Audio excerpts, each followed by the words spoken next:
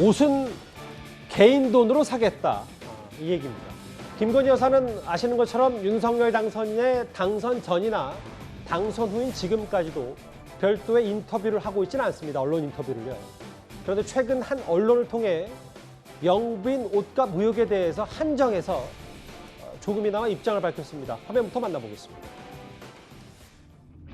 지금 미국 좀 봐주십시오.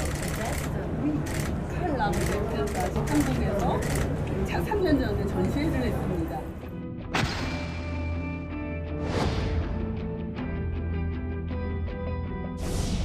모든 그 기간 동안 구매한 의류나 장신구는 다 사비로 구매한 것이다. 예, 맞다는 얘기도 있던데. 물론 사비가 카드로 구매했다는 얘기예요.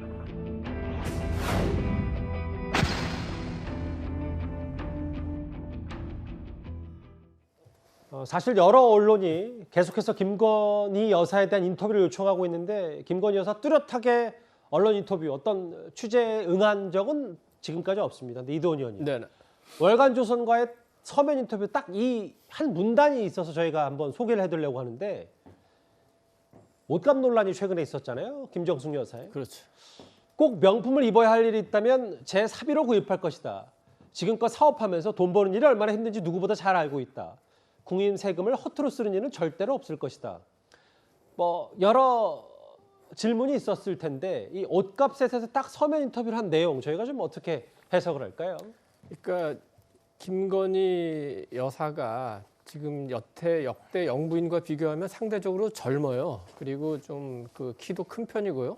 그리고 그래서인지 이제 약간 그 옷을 입는 게 화제가 되는 경우가 굉장히 많았습니다. 지금 이제 인터뷰에서 말한 명품 같은 경우는 그 남편이 이제 검찰총장 그 임명장을 받을 때 입었던 검은 옷이 뭐 상대적으로 좋은 옷이었던 것 같고 그런데 그 옷도 여러 번 입은 것이 이제 그 이전의 사진으로 확인이 됐죠. 지금 이렇게 얘기한 거는 꼭 그 김정숙 여사를 겨냥해서 한 게 아니라 지금 사진에 나오지만 저 투표하러 갈 때 둘렀던 머플러라든지 빨간 양말이라든지 신발이라든지 이런 게 매번 화제가 되고 심지어 어떤 슬리퍼는 완판까지 됐다고 그러니까 이제 취임 이후에 이제 윤석열 대통령 취임 이후에 영부인으로서 대통령 부인으로서 뭘 입었다 하더라도 늘 화제가 될 수밖에 없습니다. 예. 그러면 또 이게 누구의 돈으로 샀느냐, 얼마짜리냐 이런 논란이 될 수밖에 없기 때문에 미리 대비를 해서 선을 긋고 이렇게 하겠다. 그거를 좀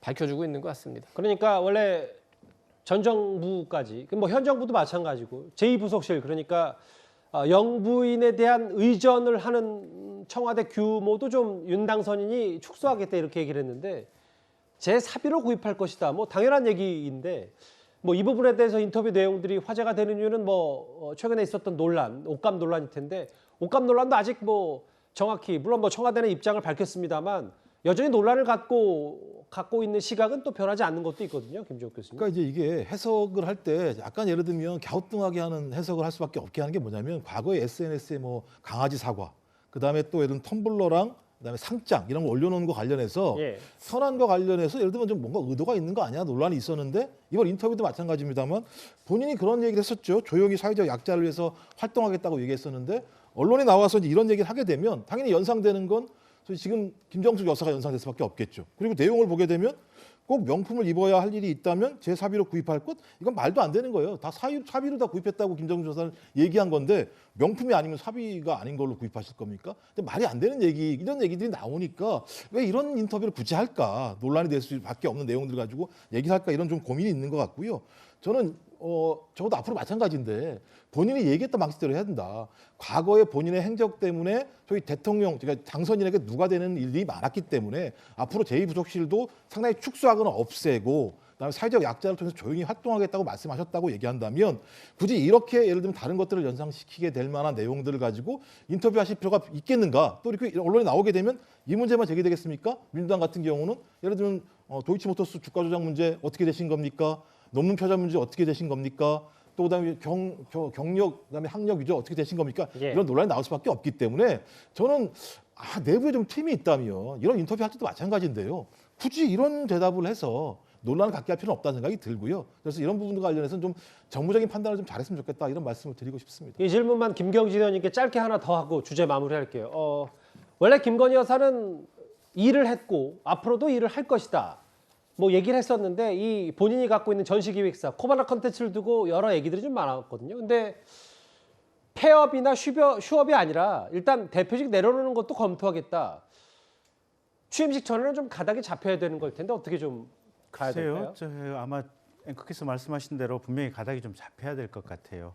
왜냐하면 저게 법 위반은 아니거든요. 그러니까 대통령 영부인이라고 대통령의 배우자라고 하는 것이 어떤 법적 지위도 아니고 그래서 저런 사업을 하는 것 자체가 법적으로 금지되는 것은 아닌데 이러나 저러나 구설의 소지 또 이 시비의 소지는 상시 발생할 수밖에 없기 때문에 예. 가장 좋은 것은 사업을 문 닫는 게 가장 좋은 방법일 것 같기는 한데 근데 또 본인 입장에서는 하던 사업이다 보니까 여러 가지 애착이 있을 거 아니겠습니까? 그렇겠죠. 예. 그래서 그냥 아예 무슨 전문 경영인에게 맡기고 관계를 끊겠다라는 정도의 지금 고려인 것 같은데 그 부분도 또 심도 깊은 고려가 좀 필요한 것 같아요. 보면 예. 여전히 어쨌든 그래도 기본적인 관계는 있는 것이 아니냐 이런 식의 논란이 있을 수가 있어서 그래서 저 부분은 빨리 검토해서 가부간에 결정해서 좀 마무리 지어야 될 부분이 아닌가 싶습니다. 옷은 사비로 구입할 것이다. 이 언론 인터뷰 내용을 중심으로 김건희 여사의 최근 근황 얘기까지 하나하나 만나봤습니다.